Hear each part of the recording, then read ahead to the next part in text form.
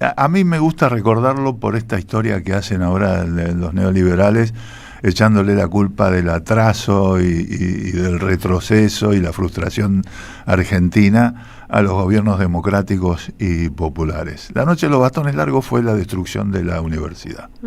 Fue la época donde la universidad reformista alcanzó su máximo esplendor, y sobre todo en dos facultades, la de Filosofía y Letras y la de Ciencias Exactas, con un nivel académico de excelencia. Muchos estudiantes del exterior venían a cursar a esta facultad. Los profesores eran estudiar biología. Y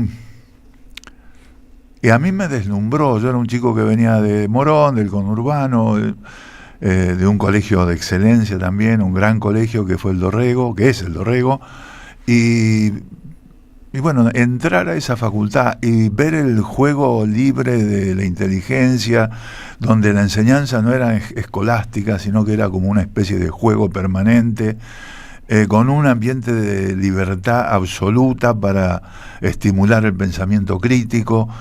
A veces no podíamos tomar el teórico porque estaba ocupada el aula magna con los cañeros tucumanos que venían de un conflicto fuertísimo,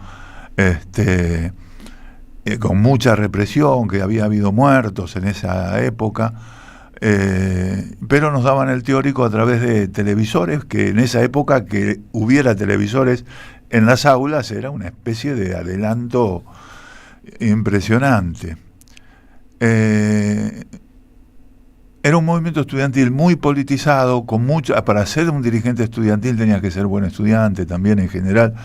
Los dirigentes estudiantiles, yo me acuerdo de las asambleas y los miraba con la boca abierta, los tipos tenían una oratoria así impresionante, eran estudiantes reconocidos como buenos estudiantes, con prestigio, porque ser buen estudiante te daba mucho prestigio también en ese ambiente. En ese método educativo, digamos, era algo.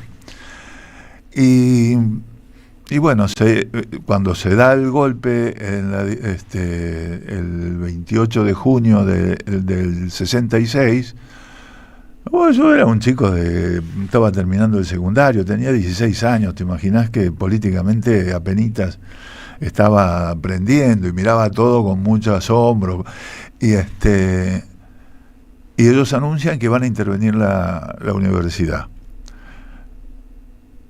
El 29 se hizo una asamblea y yo participé porque tenía clases ese día, no se dieron clases porque hubo una asamblea muy grande, estaba el aula magna repleto con los chicos parados en los pasillos, casi encima de la zona de donde estaban los profesores, y el aula magna, que no existe más eso porque estaba en la manzana de las luces, al lado del aula magna estaba el decanato, y en el decanato estaban reunidos los profesores, los jefes de cátedra, decidiendo también qué iban a hacer, o por qué iba a ser un avasallamiento de la autonomía universitaria, que era un principio básico que se trataba de defender. Bueno, se hizo la asamblea y se anunció que se iba a tomar la facultad en señal de protesta por la intervención, y que las autoridades de la facultad se habían sumado, o ellos también habían decidido a su vez participar en la toma. Llegó la Guardia de Infantería. Yo salí en ese momento porque en la asamblea se planteó, como yo estaba haciendo el ingreso, no tenía libreta universitaria. Y entonces se planteó en la asamblea que como iba a ser una toma, íbamos a ir todos presos, pacífica además, los que no teníamos libreta universitaria, que no nos quedáramos porque iban a decir que había infiltrados, le decían estudiantes crónicos que iban a hacer activismo político nada más y todo eso. Entonces yo salí, me fui al Cabildo, que era un bar que estaba a una cuadra, a tomar un café. Y cuando volví ya estaba todo, rompieron la puerta de entrada, le hicieron pomada, que era un edificio antiguo, tiraban a los pibes, porque cuando se hace la toma se la gente no se queda en el aula magna, se distribuyeron por las aulas. Había un primero, segundo y tercer piso en un edificio antiquísimo.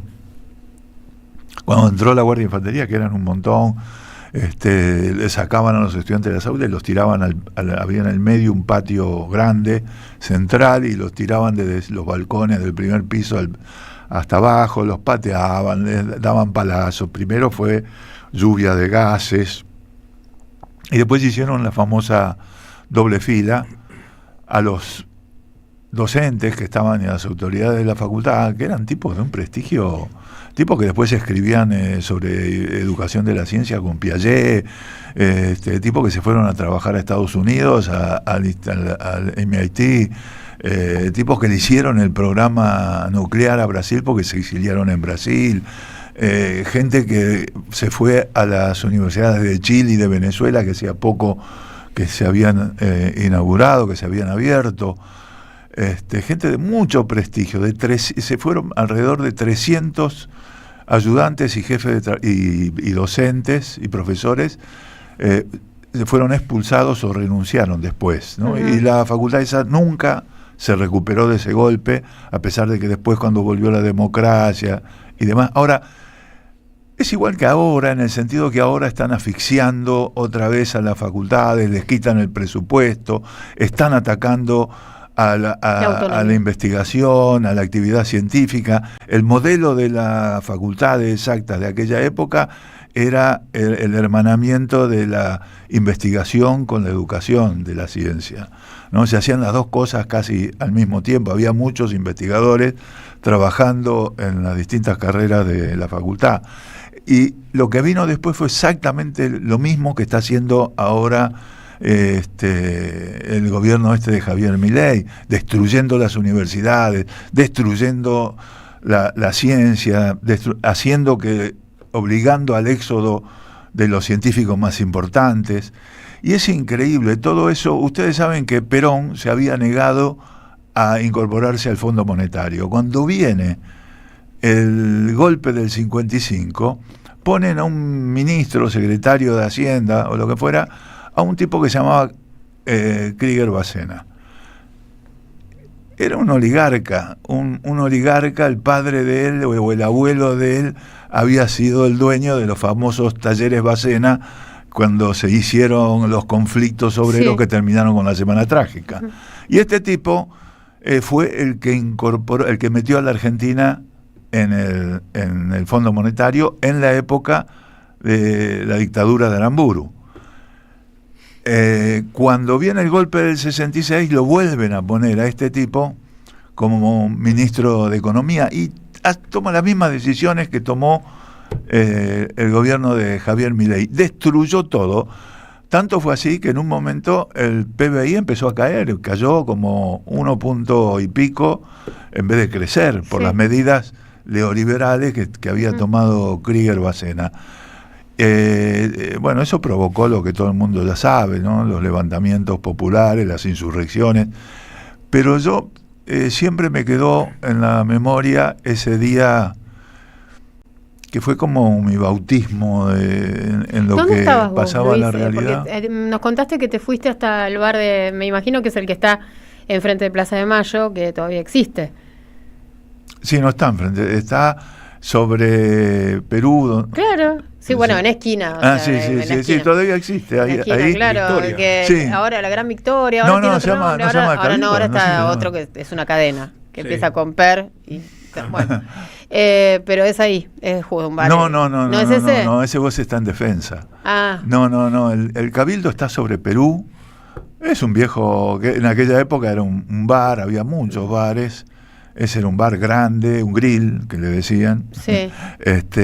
Sí, había un grill. Y los estudiantes que íbamos ahí a la Manzana de las Luces, muchas veces íbamos ahí, había otro bar que se llamaba El Estudiante. Eso no sabía que la Facultad de Exactas funcionaba en la Manzana, en lo que después fue, bueno, en lo que es la Manzana de las Luces, que después fue como un paseo, y bueno, conozco bien el patio ese interno de... Claro, ya digamos, el edificio se tiró abajo. Quedó nada más que una parte, un pedazo. Y el acceso a los túneles también, hay ahí acceso. Claro, y te imaginas que eso era una facultad exacta, con estudiantes muy avispados. Sí. Los tipos se habían construido radios para comunicarse porque estaba, en realidad ahí estaba el ingreso y química, las materias de química en las luces, en la manzana de las luces. Después estaba biología, ciencias naturales, en otro lugar cerca, en la calle México, no me acuerdo, en un galpón muy grande que había ahí. Y ahí estaba ciencias naturales, ¿no? Y geología, botánica y zoología. Y en la ciudad universitaria estaba el primer pabellón de la ciudad universitaria, que era el de física y matemáticas, donde habían llevado a la primera computadora que hubo en el país, que se llamaba Catalina, no me acuerdo bien, pero que era un equipo de científicos, como de 70 científicos, de 70 matemáticos, de físicos matemáticos, que eran los que estaban trabajando en computación. Cuando trabajar en computación eran muy pocos países en el planeta que trabajaban en ese tema. Los hicieron bolsa, además los mataron a golpes, los rompieron la cabeza, Luis, y esos tipos se los llevaban. Claro. ¿Y vos dónde estabas observando todo eso? O sea, fuiste al bar y después volviste yo vi que estaba a la todo facultad. Bloqueado y demás. Sí. Y ahí me fui y después hablé con los que estaban adentro, algunos amigos míos, y después con los que militábamos juntos. ¿No volviste? O sea, no regresaste porque te diste cuenta que era un despelote. Sí, además ya no podía, estaba cerrado todo, estaba tomada la facultad, la Guardia de Infantería rodeando toda la ¿Y eso despertó en vos? Y yo ahí me puse a militar contra la dictadura. ¿Naciste ahí, dijiste?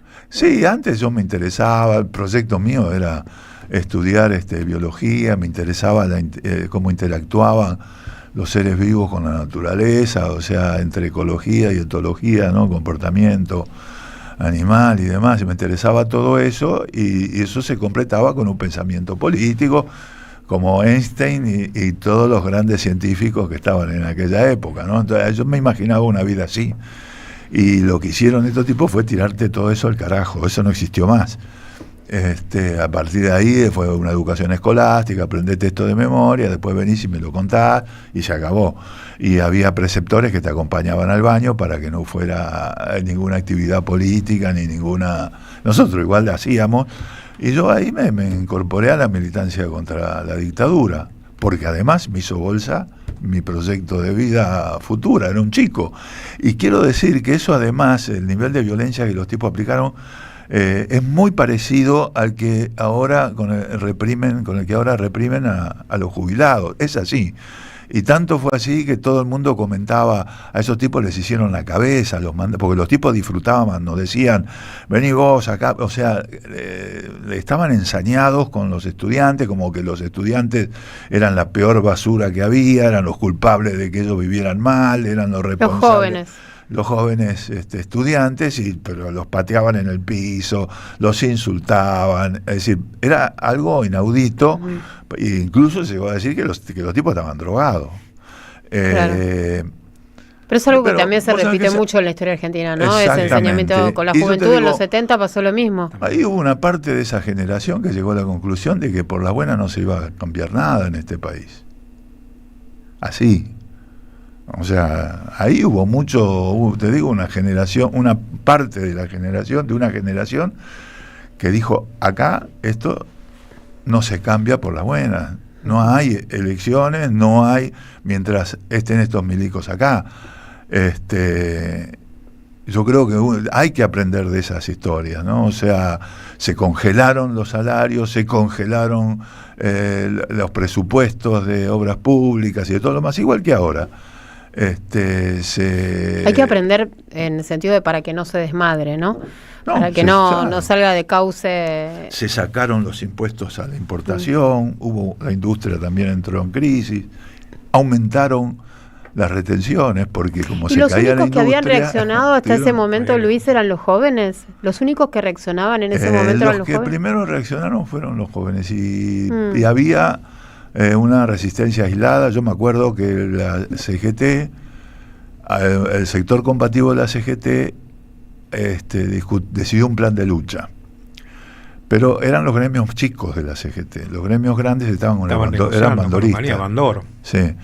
Y ellos, los del bandorismo, hasta incluso habían asistido al Colón a una de las asunciones de ministros medio como respaldando a la dictadura. Bandor mismo, ¿no? Uh-huh. Y el sector combativo eran gremios más chicos, ¿no? Y entonces hicieron un plan de lucha en la CGT. Y yo fui. Y fuimos a volantear y que yo me sacaron de la oreja, ¿viste? Pero bien, o sea, así empiezan estas historias. Uh-huh. Y estas historias de que los gobiernos democráticos y populares son los que llevaron a la frustración. Mira, yo ya estoy grande y tengo la experiencia concreta de que realmente los más nefastos, los más enemigos de este país han sido esta oligarquía que en ese momento estaba aliada con las Fuerzas Armadas, ¿no? Y que generaron, finalmente, todo eso desembocó en una gran represión, en una horrible tragedia como fue la dictadura posterior. Porque lo único que ganás con esas medidas es que la violencia va en aumento. Totalmente. Uh-huh. Mirá, nuestros oyentes que son tan atentos, me dice Clementina, se llamaba la primera computadora que trajo Manuel Sadovsky, nos dice Maxi de Caballito. Sí, acá en el chat de YouTube también, y en el WhatsApp también nos estaban diciendo, Luis, la compu de la que hablaste recién, sí. Se llamaba los 70, había 70 entre estudiantes de los últimos años y científicos que trabajaban con la computadora. Los 70 fueron expulsados o se fueron como equipo, ¿no? Uh-huh. Se fueron a otro país. Muchos diciendo Clementina. Sí. Bueno, ahora vamos a leer mensajes, ¿sí? En unos minutos nada más. Vamos a la tanda, enseguida regresamos. Deja tu mensaje en nuestra línea de oyentes de WhatsApp. 11 3200 0530. Somos Radio AM530. Las vacaciones de invierno son en Ituzaingó. Teatro, circo, juegos y más. Del 21 de julio al 3 de agosto. Ituzaingó, un lugar para vivir. Tiempo Argentino está en peligro.